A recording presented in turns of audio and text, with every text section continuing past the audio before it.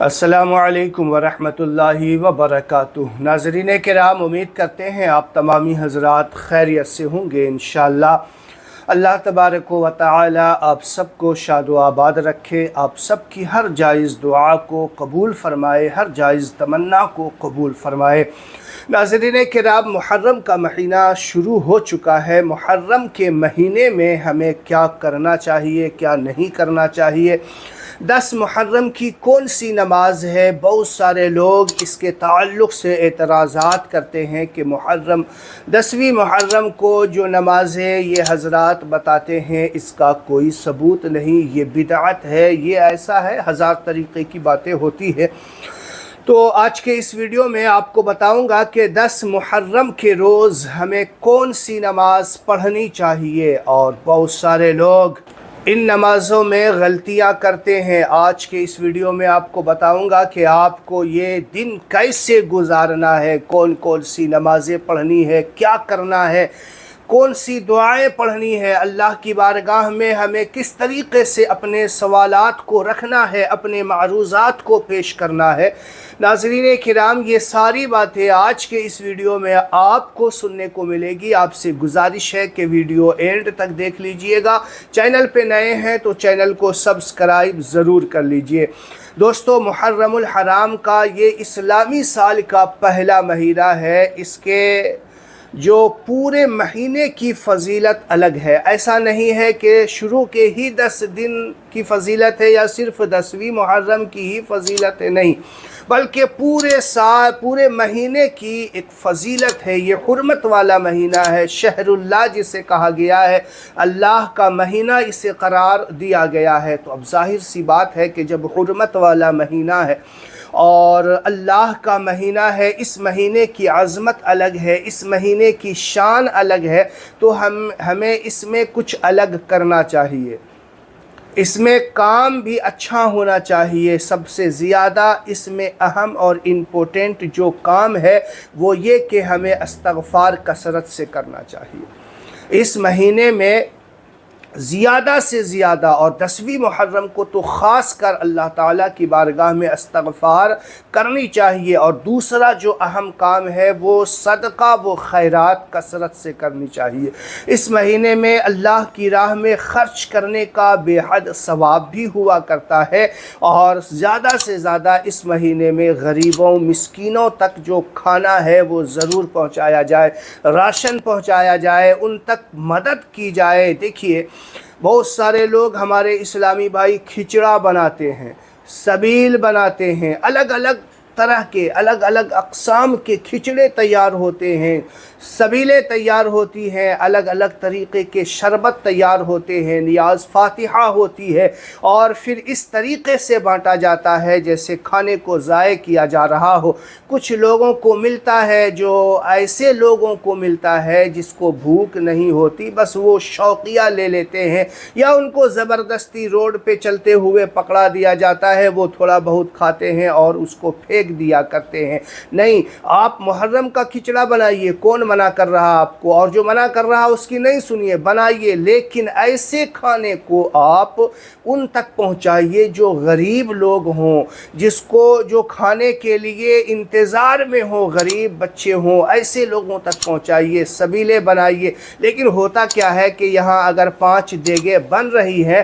تو 4 دیگ لوکل بنے گا اور 1 دیگ اسپیشل جو کمیٹی حضرات کے لوگ ہیں وہ بنے گا، یعنی سارا مٹیریل تو وہ آخری والے دیگ میں ہوتا ہے، اور پھر جو کمیٹی کے لوگ ہوتے ہیں اس پہ دھاوا بولتے ہیں، اپنے گھر لے جاتے ہیں۔ جبکہ کمیٹی میں ایسے لوگ ہوتے ہیں جو مالدار ٹائپ کے ہوں، جس کو اس کھانے کی ضرورت ہی نہیں، اور وہ جو محنت کر رہا ہے وہ سمجھ لیجئے کہ اللہ کے راہ میں اللہ کو راضی کرنے کے لیے نہیں، وہ لاسٹ والا دیگ کھانے کے لیے وہ آگے آگے ہوتا ہے۔ نہیں، آپ بنائیے امام حسین کے نام سے کھچڑا اور نیاز فاتحہ دلا کر کے غریبوں تک پہنچائیے، اس کو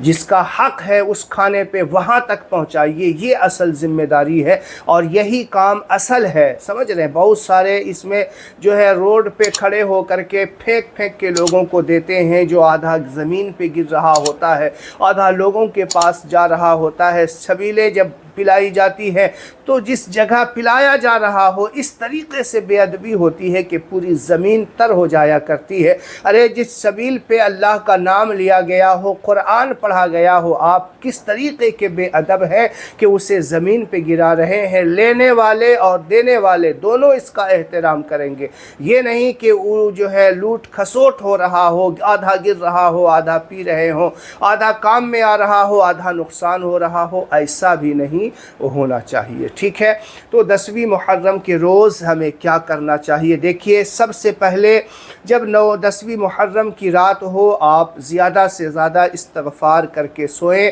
اور جب آنکھ کھلے تو آپ تہجد کی نماز اگر ادا کر رہے ہیں تو بے شک بہت بڑی بات ہے، اور تہجد کی نماز ادا کر کے پھر فجر کی نماز جو ہے اس کو ادا کریں۔ فجر کی نماز ادا کریں۔ دیکھیے ہوتا یہاں پہ میں آپ کو جو بتا رہا ہوں سسٹم سے ساری باتیں بتاؤں گا، کوئی کون کون سی نمازیں پڑھنی ہے، اس میں نماز کا طریقہ جو بتاؤں گا وہ بھی آپ کو سن لیجئے، لیکن یہ جو بتا رہا ہوں آپ کو کہ تعزیہ بنانے والے لوگ پوری رات اس قدر مشغول ہو جاتے ہیں کہ وہ فجر کی نماز تک چھوڑ دیا کرتے، پورے سال نماز پڑھنے والے لیکن تعزیہ میں اتنے مشغول ہو جاتے ہیں کہ وہ 10ویں محرم کی پوری نماز چھوڑ دیتے ہیں۔ اب بتائیے، یہ جو فرض نماز ہے اسے ہی چھوڑ دیتے ہیں، پھر آپ مستحب نماز جو بزرگان دین سے ثابت ہے اور صرف اس کو ادا کر کے کیا حاصل کر لیں گے آپ؟ نہیں، فجر کی نماز جماعت کے ساتھ ادا کیجئے، پھر اس کے بعد دن بھر جتنا زیادہ ہو سکے قرآن پاک کی تلاوت کیجئے۔ امام حسین کے نام ایصال ثواب کرنے کے لیے آپ جو ہے قرآن پاک کی تلاوت کریں، توبہ استغفار اللہ کی بارگاہ میں کریں، اللہ کی بارگاہ میں اپنے گناہوں کی معافی مانگے۔ ہوتا کیا ہے کہ تعزیہ داری اور ڈھول باجے کے چکر میں پورا دن لوگ نہ قرآن کی تلاوت کرواتے ہیں، نہ نماز پنجگانہ ادا کر پاتے ہیں، بس یوں ہی لگے رہا کرتے ہیں۔ نہیں، پورے سال آپ پڑھتے ہو تو آپ اس میں بھی پڑھو، 5 وقتہ جو نماز فرض ہے پہلے وہ ادا کریں، پھر آپ ظہر کی نماز جماعت کے ساتھ ادا کریں، ظہر کے بعد جو ہے آپ زیادہ سے زیادہ اللہ کی بارگاہ میں توبہ استغفار کریں، قرآن کی تلاوت کریں، پھر عصر کا وقت ہو جائے عصر کی نماز ادا کریں، پھر عصر کی نماز ادا کرنے کے بعد آپ مغرب کی نماز کی تیاری میں لگ جائیں اور مغرب کی نماز بھی ادا کریں، پھر عشاء کی نماز ہے وہ بھی ادا کریں۔ اب بیچ میں آپ جو نمازیں آپ کو بتائی جاتی ہے کہ فلاں بزرگ سے یہ نماز ہے یہ ادا کیجئے، فلاں بزرگ سے یہ نمازیں ہیں یہ ادا کیجئے، اس کو پڑھنے کا طریقہ یہ ہے، اس طریقے سے پڑھیے۔ تو دیکھیے، اگر آپ نے پورا دن کا روٹین اس طریقے سے ادا کر لیا 10ویں محرم کو خاص کر کے کہ نماز پنجگانہ جو فرض واجب نماز تھی اس کو ادا کیا، قرآن کی تلاوت کی، توبہ استغفار کیا، تو آپ کو یقین کرنا ہوگا کہ آپ کو دوسرے اور کسی طرف جو مستحبات میں سے ہیں یا اور جس پہ اعتراضات ہیں اس طرف جانے کی ضرورت ہی نہیں ہوگی۔ 5 وقت کی نماز پڑھیے، توبہ استغفار کیجئے، قرآن کی تلاوت کیجئے، پھر اللہ کی بارگاہ میں دعا کیجئے نا، جو پریشانی ہے وہ معروضات ہے رکھیے نا، اللہ تعالیٰ یقیناً قبول کرے گا، آپ کی پریشانی کو دور فرمائے گا، آپ کو اللہ تبارک و تعالیٰ وہ عطا کرے گا جو زندگی میں نہیں ملا ہے۔ دیکھیے ہوتا کیا ہے کہ محرم وہ تہوار کا دن لوگ مناتے ہیں، تہوار کے طور پہ مناتے ہیں، اور زیادہ سے زیادہ لوگ جو ہے ڈھول باجے کے ساتھ تعزیہ داری اس کے چکر میں پڑے رہتے ہیں، پورا راستہ جام کیے رہتے ہیں، دیکھنے میں مشغول ہے، منانے والے دیکھنے والے اس قدر جو ہے محو ہو جاتے ہیں کہ نماز پنجگانہ بھی ان سے نہیں رہتا، اور جب وہ گھر آتے ہیں تو پھر وہ ساری نمازیں تو چھوٹ گئیں، اور پھر اب دیکھتے ہیں کیا کریں کہ چلو میں نے سنا ہے کہ وہ 2 رکعت نماز پڑھ لیا جس میں 11 بار سورہ اخلاص پڑھنا ہے، پھر اس کے بعد اللہ کی بارگاہ میں دعا کرنی ہے، اللہ تعالیٰ سب دعا قبول کرے گا، پریشانی دور کر دے گا۔ بھائی آپ نے 5 وقت کی نماز ادا ہی نہیں کی، اور پھر یہ نماز جو نفل کہلائے گی، جو مستحبات میں سے ہے، وہ نماز کی طرف آپ جا رہے ہیں، تو کیسے آپ کی دعا قبول ہوگی، کیسے آپ کی پریشانی دور ہوگی؟ جو آپ پر فریضہ تھا، جو فرض تھا وہ ادا ہی نہیں کیا، واجبات تھا وہ ادا ہی نہیں کیا، پورے دن میں ایک بار بھی آپ نے توبہ استغفار کیا ہی نہیں، تو کیسے آپ کی دعا قبول ہوگی؟ بتائیے، آپ خود فیصلہ کر سکتے ہیں۔ اللہ تعالیٰ نے عقل سلیم دیا ہے، اتنی عقل تو ہے آپ کے اندر کہ جو فرائض تھے اس کو ادا نہیں کیا اور مستحبات کی طرف جا کے اللہ کی بارگاہ میں دعا کر رہے ہیں۔ دیکھو، اللہ تعالیٰ قادر مطلق ہے، بے شک وہ بندے کو کس طریقے سے نواز دے اس میں کوئی شک نہیں ہے، لیکن ایک انسان کے ناطے، انسان ہونے کے ناطے اللہ تعالیٰ نے جو ہمیں عقل سلیم دیا ہے، اس کے ناطے سوچنے کی بات ہے کہ یہ نمازیں بھی تو اللہ تعالیٰ نے فرض کیا ہے، یہ بھی تو ضروری ہے۔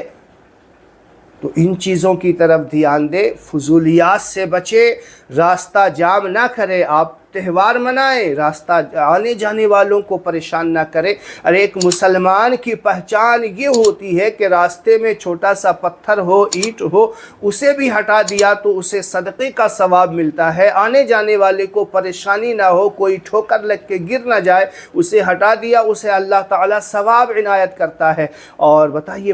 پورا دن راستہ جام کر کے رکھتے ہو، کوئی ایمبولینس ہے، کوئی ایسا ایمرجنسی ہے جس کے والد بیمار ہوں، جس کے والدہ بیمار ہوں، اسے دیکھنے کے لیے جا رہا ہو، کسی کے گھر میں میت ہو گئی ہو، وہ جنازے میں شامل ہونے کے لیے جا رہا ہو، اور آپ کے ہڑدنگ بازی کی وجہ سے وہ جنازے میں شامل نہیں ہو پا رہا، اپنے کسی چاہنے والے کے زندہ شکل کو نہیں دیکھ پا رہا، لیٹ ہونے کے کارن اس کا انتقال ہو گیا۔ ایسے کئی واقعات پیش ہوتے ہیں کہ بتائیے، محرم کے دن جو ہے اس طریقے سے مسلمانوں کو تو ہونا چاہیے کہ وہ اپنے اعلیٰ کردار کی پہچان دے، اعلیٰ کردار کی جو ہے